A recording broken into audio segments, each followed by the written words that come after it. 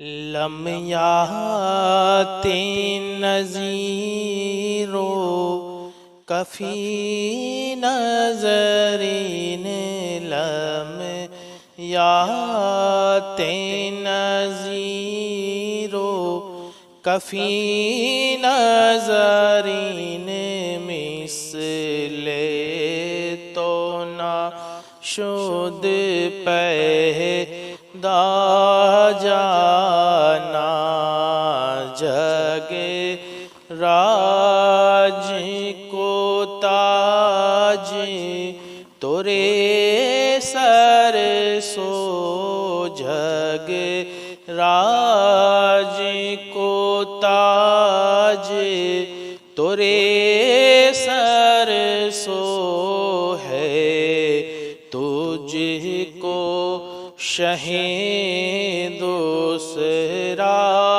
جانا۔ پھر ہرنے سے آپ نے کہا اچھا اب تو جا آزاد ہے۔ سبحان اللہ۔ اور ہرنے نے وہ محبت نبھائی کہ کیا بتاؤں۔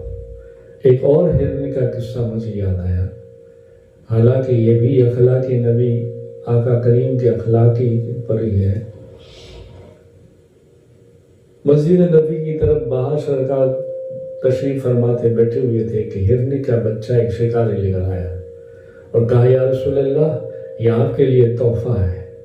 اس وقت آپ کی گود میں امام حسن مصطفیٰ رضی اللہ تعالیٰ عنہ بیٹھے ہوئے تھے۔ آپ نے جب سے وہ ہرنی کے بچے کو لیا اور کہا نانا جان یہ ہمارے لیے تحفہ۔ سبحان اللہ۔ حضور مسکرائے اور کہا ٹھیک ہے۔ شکاری بھی مسکرایا، کہا اجازت چاہوں گا یا رسول اللہ۔ آپ نے فرمایا ٹھیک، اللہ خوش رکھے۔ اب امام حسن مصطفیٰ رضی اللہ تعالیٰ عنہ جیسے گھر میں گئے، تھوڑی دیر ہوئی، امام حسین شہیدان کربلا تشریف لائے، چھوٹے سے بچے۔ کہا یا رسول اللہ نانا جان آپ نے بھائی جان کو تو تحفہ دیا ہرنی کا بچہ ہمارے لیے۔ سبحان اللہ۔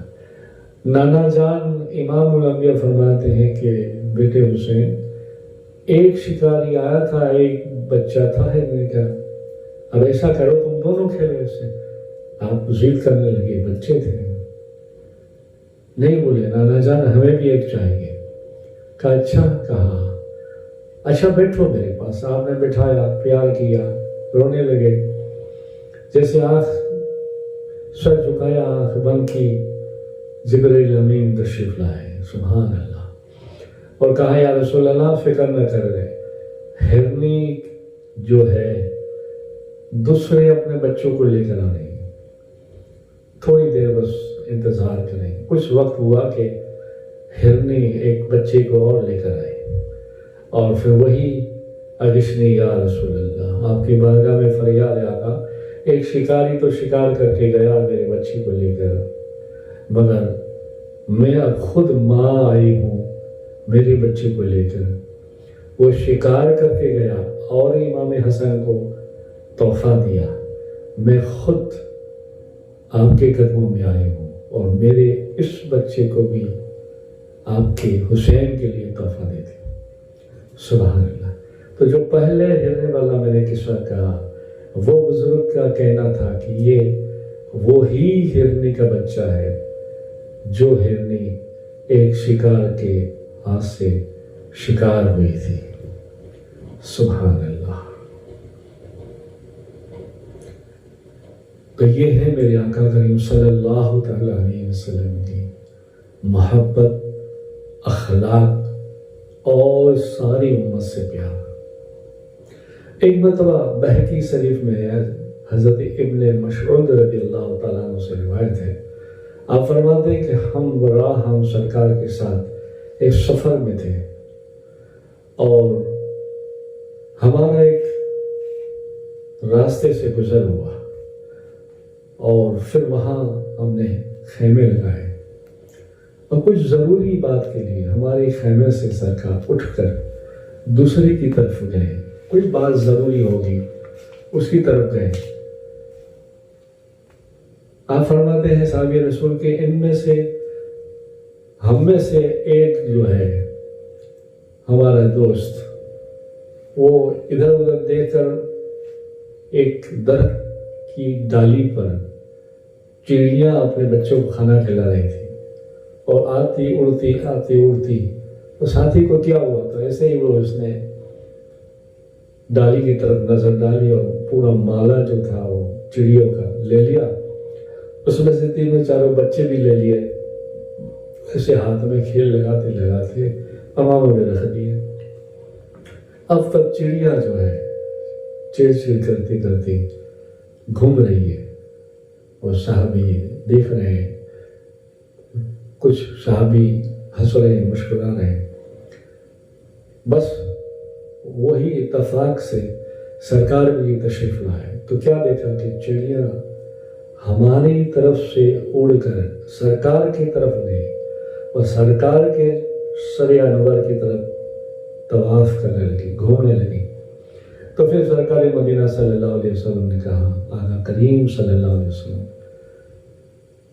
کہ میرے ساتھیوں میں سے کس نے اس چڑیا کے بچے کو اٹھایا ہے؟ چلو جلدی سے دو۔ سبحان اللہ، چڑیا مجھے فریاد کر رہی ہے کہ یا رسول اللہ صلی اللہ علیہ وسلم، آپ کے ساتھیوں میں سے کسی ایک ساتھی نے میرے بچوں کو اٹھا لیا ہے اور امامہ میں رکھا ہوا ہے۔ سبحان اللہ، سبحان اللہ۔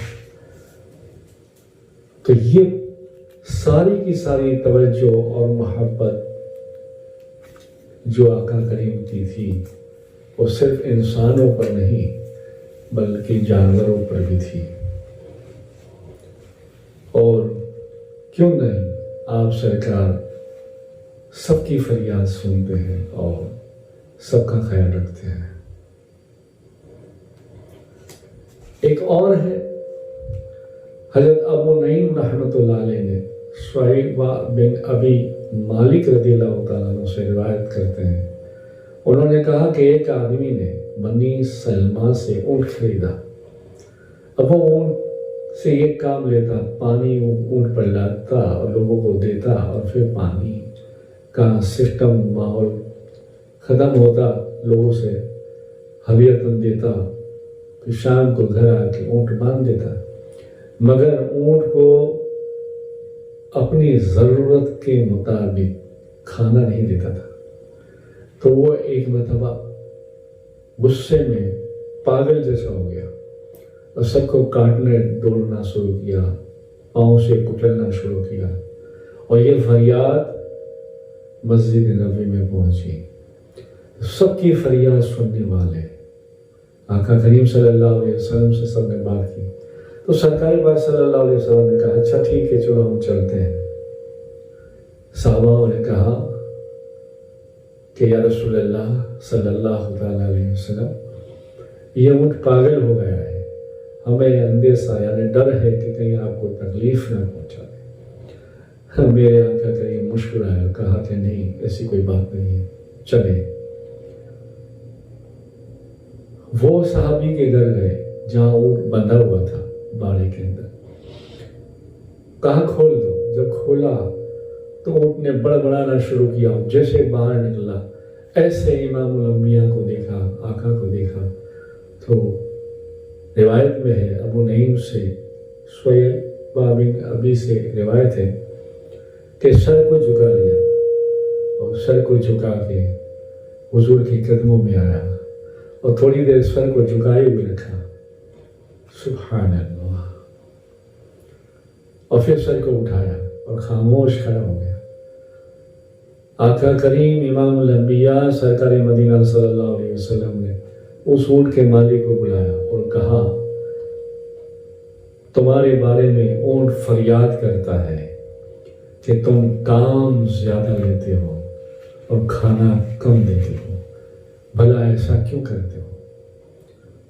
سبحان اللہ۔ پھر اونٹ جیسے آپ کو سجدہ کرتا ہے، سبحان اللہ۔ اس وقت سیدنا ابو بکر صدیق رضی اللہ تعالیٰ عنہ بھی تھے اور فاروق اعظم رضی اللہ تعالیٰ عنہ بھی تھے. کہنے لگے یا رسول اللہ یہ سجدہ آپ کو کرتا ہے تو سجدہ کرنا تو سب سے زیادہ پہلے ہمارا حق ہے. آپ نے فرمایا نہیں، سجدہ صرف اللہ کے لیے ہے، اور اگر کسی شخص کو سزاوار سجدہ ہوتا تو میں حکم دیتا اپنی عورتوں کو کہ وہ شوہر کو سجدہ کرے. سبحان اللہ. درود پاک پڑھیں. اللہم صلی علی سیدنا محمد نور الانوار بصر الاسرار مرشد الابرار صلی اللہ علیہ یا رسول اللہ صلی اللہ تعالی علیہ وسلم. نور من نور اللہ. بہقی اور ابو نعیم سے حضرت ابن عباس رضی اللہ تعالیٰ عنہ سے روایت ہے، انہوں نے کہا رسول اللہ صلی اللہ علیہ وسلم جب رفع حاجت کا ارادہ کیا تو دور تشریف لے گئے، اور وہاں کوئی درخت ہوتا تو آپ اشارہ کرتے تو درخت پردہ بن جاتا، پوری ڈالیاں ایک ہو جاتی. آپ نے موزے اتارے اور موزے اتارنے کے بعد حضرت سے فارغ ہوئے اور ایک موزہ پہن رہے تھے کہ اچانک آپ فرماتے ہیں حضرت عباس رضی اللہ تعالیٰ کہ ایک سبز رنگ کا پرندہ آیا اور ایک موزے کو اٹھا گیا. ہم سب دیکھ رہے تھے، اوپر دیکھا ایسے تو کیا دیکھا کہ وہ سبز رنگ کا پرندہ اپنی منہ سے موزہ لے کر ایسے جھاڑ رہا ہے. جیسے اوپر سے جھاڑا تو کیا دیکھا، اندر سے چھوٹا سا سانپ کا بچہ باہر آیا اور گر گیا. پھر وہ